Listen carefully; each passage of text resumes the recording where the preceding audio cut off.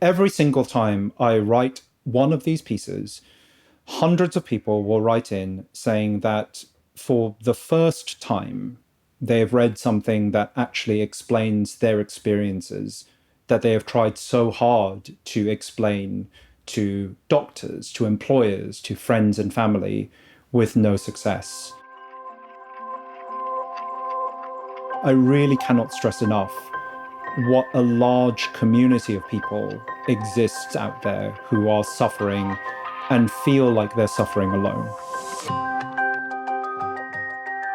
I'm Hannah Rosen, and this is Radio Atlantic. In theory, a conversation between a doctor and a patient should be pretty straightforward. Doctor, I have this thing. Okay, patient, I can help you out in this way. But sometimes it doesn't go that way, because the doctor may have some baggage, like outdated medical knowledge or cultural stereotypes, and the patient might have some baggage, like shame or not quite the right words. And all of that gets in the way.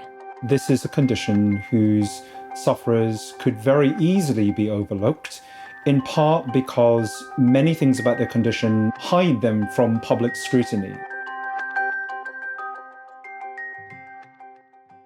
Today, we're talking to former Atlantic staff writer Ed Yong about a disease, maybe more like an extreme symptom, where the baggage gets in the way a lot: fatigue.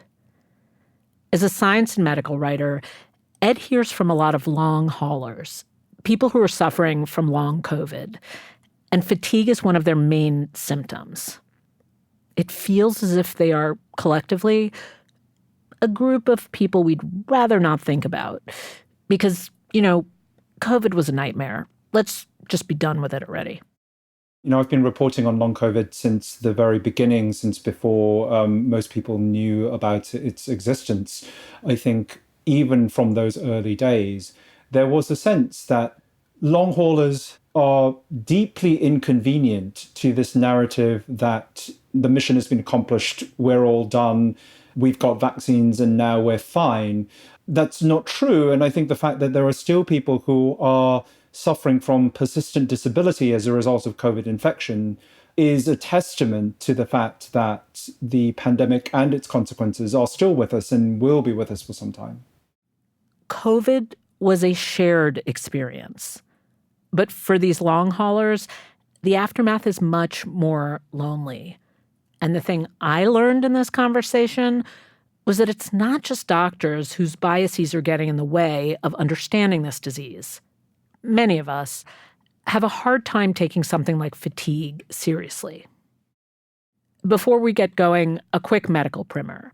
In this conversation, we're talking about a kind of fatigue experienced by both people with long COVID and people with myalgic encephalomyelitis, or ME, which is sometimes casually referred to as chronic fatigue syndrome, or CFS. Ed just refers to it as ME-CFS. He also refers to something called PEM, P-E-M, or post-exertional malaise. For people who suffer from fatigue, PEM is a crash that can happen even after minor exertion, like taking a walk or going to the doctor. All their symptoms get intensified and new ones pile on. Ed will explain. That version of fatigue that people with these illnesses are suffering from is just not the same as the kind of everyday fatigue that a healthy person like me might experience. I have experienced fatigue before. I have done all-nighters, I've done long workouts, I've been jet lagged. It's really nothing like what the people I've interviewed have experienced. So baseline, people with long COVID and ME/CFS experience a fatigue that is much more severe. They feel leaden, they feel weighed down as if they've got weights on all of their joints. While my fatigue is amenable to agency, as in I could do a long run, but I'll still will myself to go into a shower and then I'll feel better afterwards. The fatigue of these energy-limiting illnesses is much, much harder to push through. And finally, this kind of fatigue isn't really cured by rest and sleep. It might be mitigated slightly, but it's not going to go away. So a lot of long haulers wake up feeling fatigued. Fatigue is a constant baseline presence in their life. Yeah, I mean, there were a couple of things that you reported on that made me realize this isn't just a different degree of what I commonly feel, it's a completely different animal. One was the concept you mentioned that rest doesn't help. That really strikes you. It's a very simple concept, but if I'm fatigued, I rest. That doesn't work. Absolutely. And this is a large part of why people who experience things like long COVID often struggle to get sympathy or understanding from other people. If someone tells you they're fatigued, you just think, fine, like rest, you'll get over it, I get over it. But these are people who, in extreme cases, are bedbound. People have said that in the worst extremes of this kind of fatigue, they might think, should I drink water now? In the knowledge that I might not be able to actually make it to the bathroom later. Ugh. It's that kind of horrific calculus that they're going through. And to be then told by the people who are meant to, have their backs, that they're experiencing something like actually nice and restorative is very hurtful and very harmful. Yeah, and part of the great misunderstanding.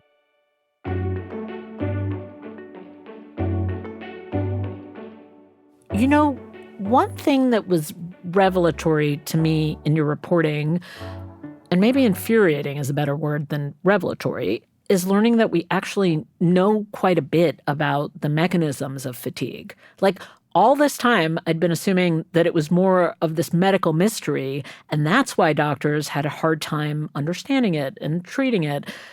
But it turns out that there are at least some very likely explanations. Yeah, it is also infuriating to me that this frame of long COVID and ME being mystery illnesses is so common and so readily regurgitated, because I think it masks this deeper existing understanding of what's behind these illnesses. The explanations for why people with these conditions experience such profound fatigue, I think, fall into two main categories. One is a problem with their autonomic nervous system. That's the part of their body that governs all of the unconscious stuff, like heartbeat, breathing, the things that we do without thinking about it.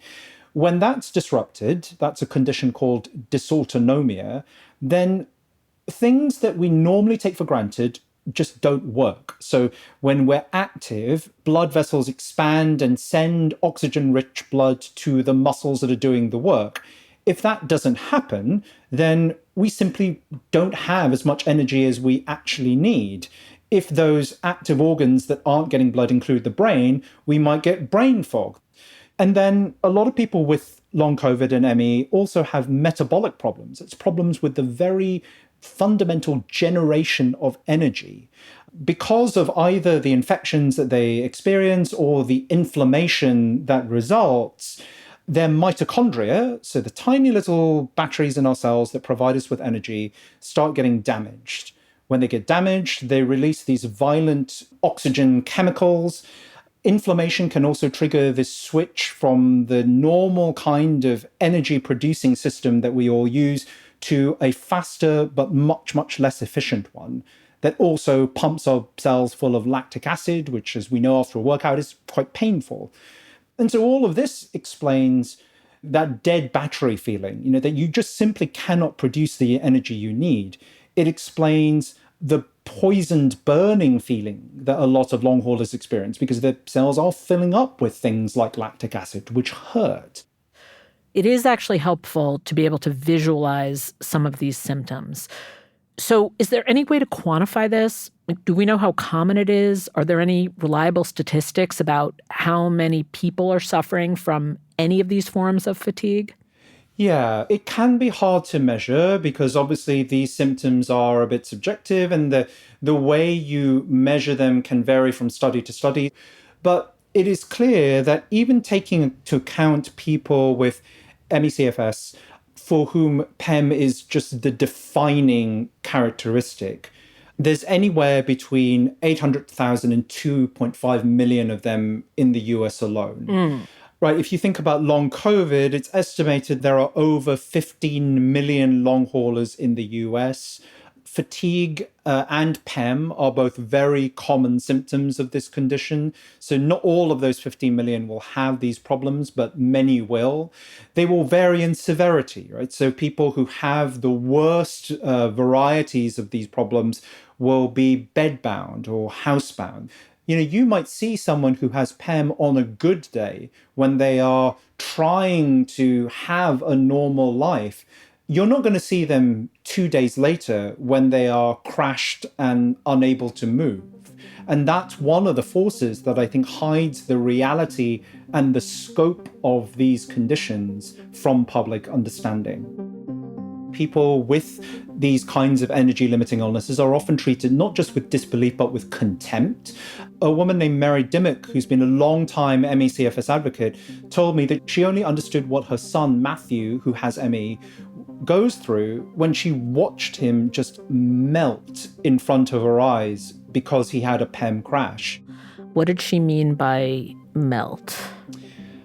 I think that your energy disappears. You might feel sick as well as tired. So a lot of people talk about having fluish symptoms on top of the fatigue that they experience. But in Mary's case, she talked about her son, his color changing, his posture changing, he just seemed to lose energy in front of her eyes, going from someone who was, sitting upright at a dinner table to someone who couldn't even manage that.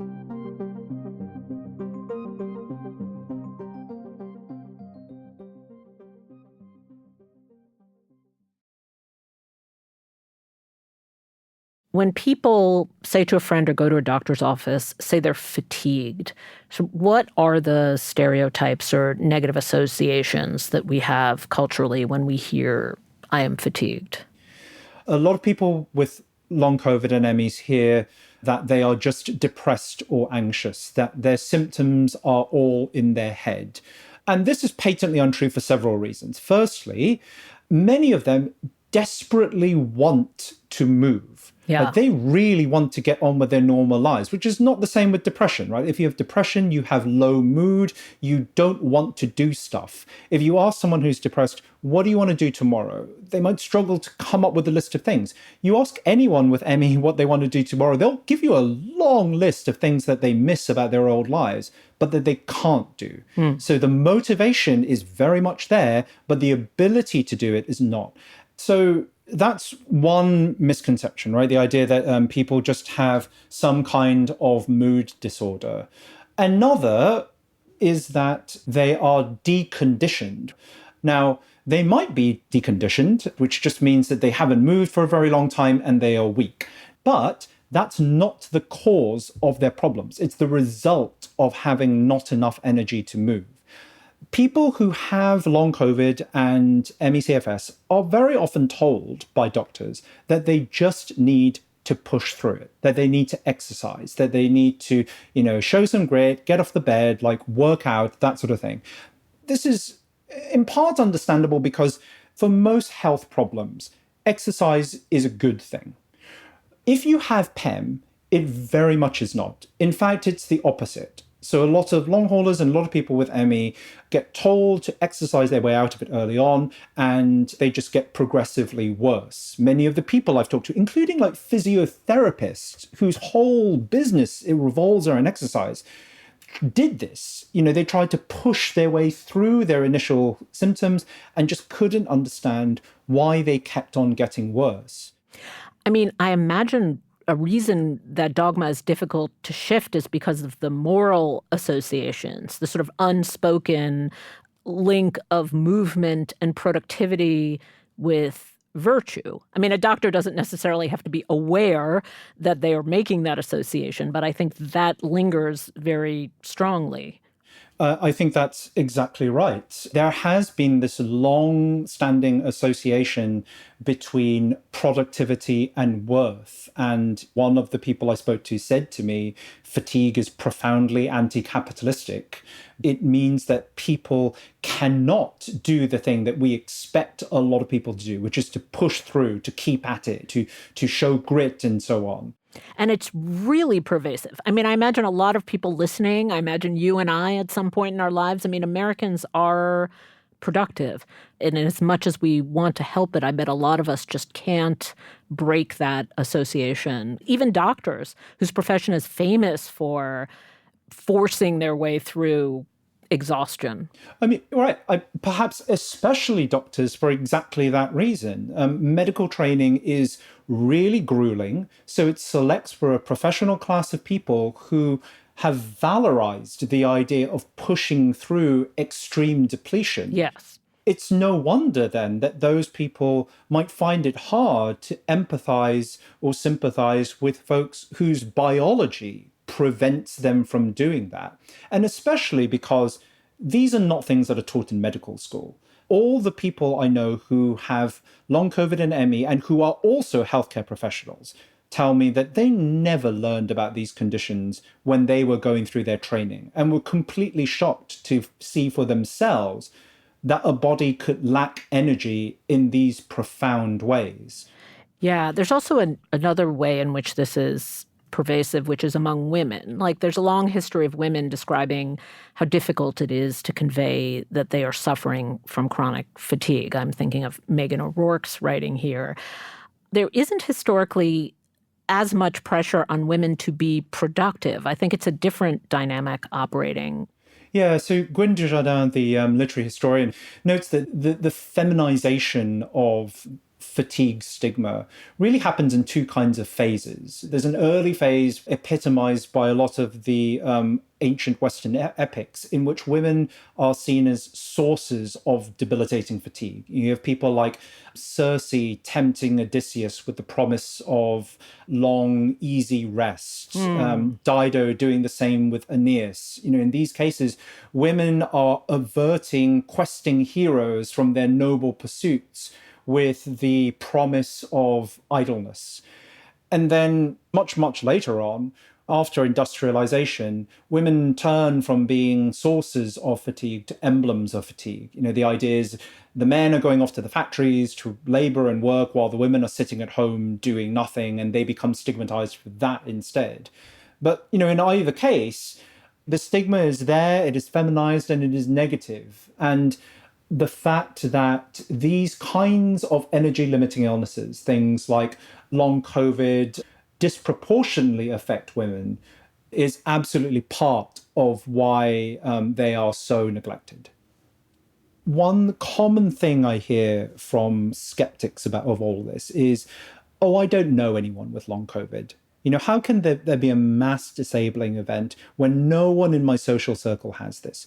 Well, especially if you're skeptical about it, no one's going to talk to you about any of these problems, right? Think of how much it takes, how much courage and trust it takes to unburden your health problems on another person.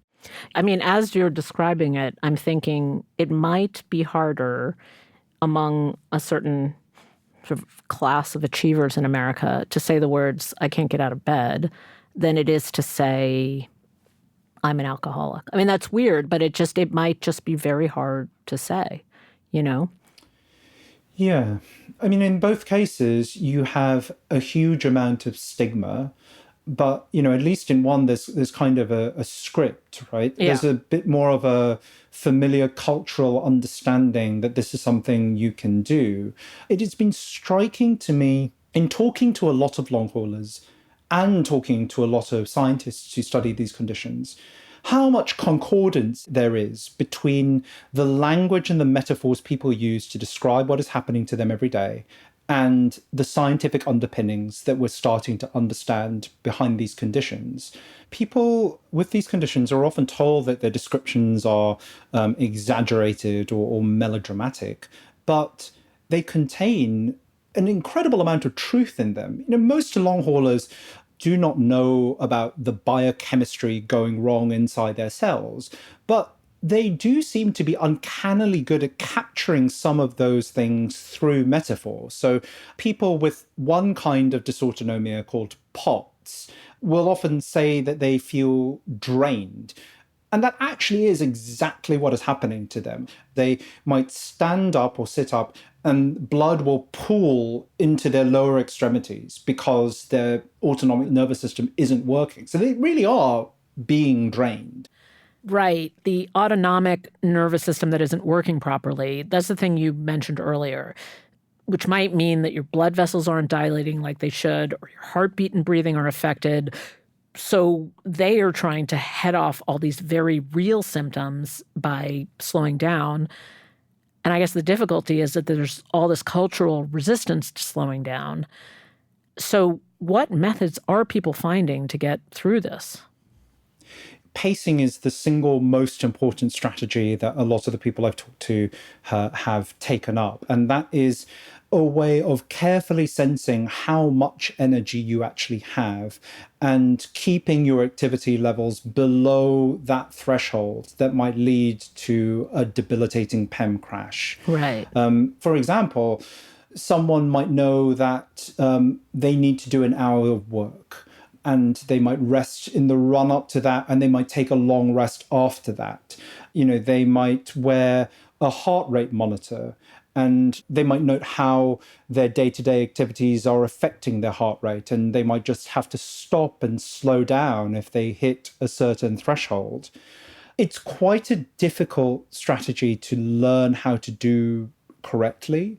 People without certain privileges like financial security or social support might struggle to do full stop. And people who really want to regain their former lives or who are struggling with their mental health might also find incredibly difficult. I think pacing is immensely important, but it can be hard for people to appreciate its value because it's not really about getting better. Pacing is not going to cure your long COVID. It is predominantly a way of not getting worse. And that is the risk that people run when they overexert, either physically or cognitively. They could get worse with each crash. So not crashing is infinitely better than crashing all the time. And people I've spoke to have said that, but it doesn't mean that you're suddenly going to be healthy again. And that is, quite a rough pill for a lot of people to swallow. Ed, when you talk about this and explain it to me, it sounds so clear and comprehensible.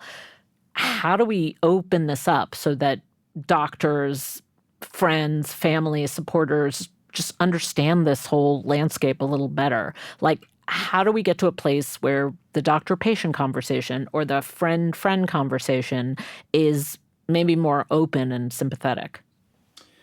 Well, I think you need to understand the cultural history for why we stigmatize these conditions and why we don't really understand them. You need to know the science behind them that shows that they are a real physiological thing. You need to hear the experiences of patients themselves to really understand what fatigue means to them and what PEM means to them and why they're so different from either what these patients experienced when they were healthy or what I experience as a healthy person. And then you need to know the consequences of things like exercise and activity, and you need to know how to actually support these patients in not getting worse or, regaining as much quality of life as they can. Yeah. And, friends I've had who've had long COVID, I do notice there is an eagerness to talk and such gratitude for curiosity because it's lonely, because you're experiencing sort of an unusual constellation of symptoms by yourself. And so it's nice to be able to unburden in specificity. Absolutely. Especially if they trust that you will actually listen to them. There is so much openness and warmth and willingness to share in this patient community. So many of them are so desperate for the barest shred of understanding that they will sacrifice some of their health in order to get it. And I think that alone should be a sign. What they need from the rest of us, people who are able-bodied and healthy, is not an awed sense of inspiration, but solidarity and support and empathy and a push for more understanding and better treatments. Well, on that note, Ed, thank you so much for talking to us, and thank you for writing this. Thanks, Hannah. Thanks for giving time to this.